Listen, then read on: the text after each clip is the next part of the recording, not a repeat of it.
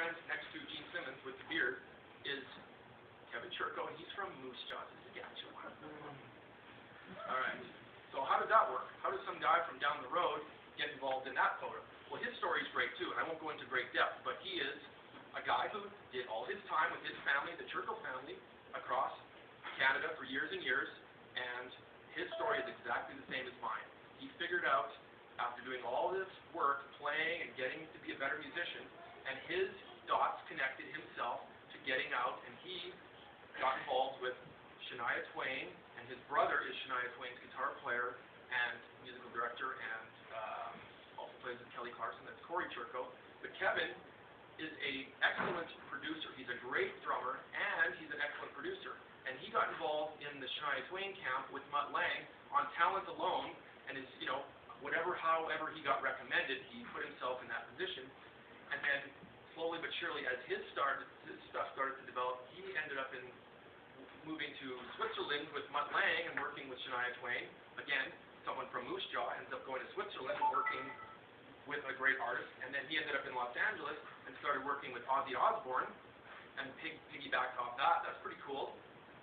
And so I got Kevin involved in working with Gene Simmons. And Kevin Churko and I, as two prairie boys, have found ways that we all respect each other because, you know what, we all came from the same little fertile ground here up in the prairies. And you know what, everybody's good here.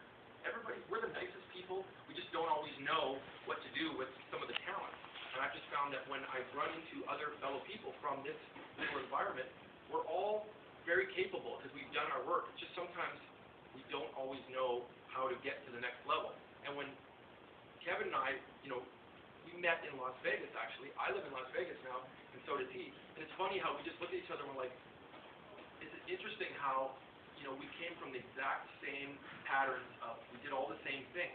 There's no rocket science involved. It's just, honing your craft slowly but surely, a lot of practice, a lot of, playing in front of people and playing a lot of terrible gigs, a lot of different styles of music, crappy environments, and then getting that out of my system, and then slowly building up, and then big move to Los Angeles.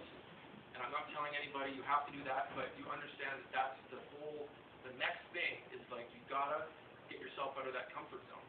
So, but I'm not saying you have to move to LA, but just understand that every time you get to that certain level, you gotta, what's the next step? And it's always a development into other things.